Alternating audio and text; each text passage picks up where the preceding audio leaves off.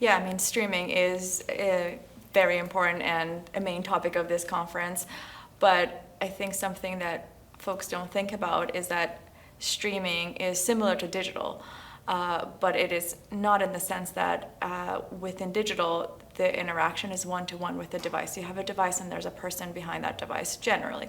But with streaming or connected TV, there's a TV glass. So it's actually a little bit more similar to linear television in the sense that at a given time you can have 5 people within the household watching a program together, let's say it's a sports event, but at another time for another show you can have 1 or 2 people within that household behind that TV glass. So there is this element that we call co-viewing that's very, very specific to streaming that is not the case for the traditional channels, digital channels.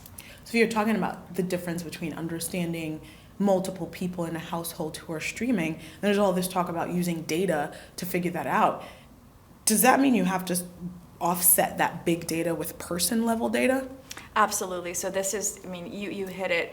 Big data is a big topic. We talk about it a lot when it's when we're talking about measuring linear television, and when we're talking about linear television, big data refers to automated content recognition, so ACR or return path data. But when we were talking about digital or connected television or streaming, Nielsen actually expand that definition to direct measurement and integration with all the different providers. So it is billions of deterministic data points that define that big data. But that big data needs to be calibrated by panel because you need that person level adjustment to understand who is in that household and whom within that household is watching that given program or that advertisement. So I want to shift gears a little bit because we're talking about streaming, we're talking about these massive shifts. Gen Z is definitely driving a lot of these shifts in terms of streaming and household device usage. But as the population of Gen Z grows in the workforce, as well as with their buying power and influence, how should brands and companies think about serving them?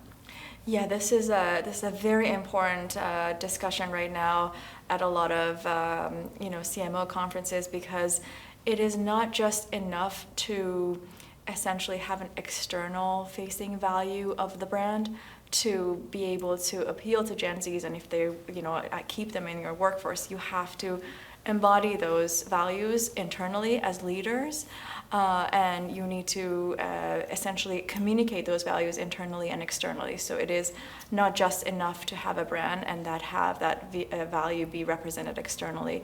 If you don't do that, first of all, you're going to lose your workforce because they're going to call you out, and then second, and they're not going to spend their money on your brand if you're not authentic to that. How do you as a leader, live up to that depiction of values either internally or externally? Yeah, I mean, this is a very important one.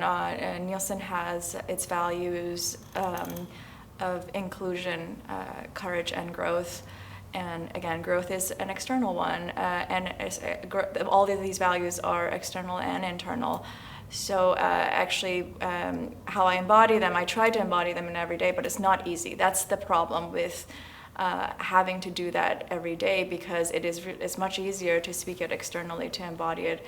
And an instant that comes to mind is recently there was a town hall, and I have an Iranian background, and with everything that's happening with the women's protest in Iran, I felt that it was right, and we talk about what's happening externally because that is very important to part of our culture to talk about that. And I had added a slide at the end of the town hall to talk about it. But because this is so personal to me, and I speak at conferences all the time, I'm not afraid of being in front of public, but this was so close to my heart that as the town hall went on, I kept hoping that maybe we run out of time and I don't have to present this slide, because I almost wanted to throw up. I was that nervous, but I had to live my value. I had to live our value of courage. So I did it, and again, it wasn't comfortable, but that's part of essentially being a leader, being able to have those uncomfortable moments and just making sure that you set an example for your brand, for your company, and for your team.